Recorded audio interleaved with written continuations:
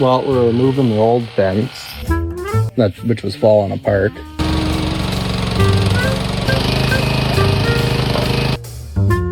And then installing a new 6-foot Jasper fence.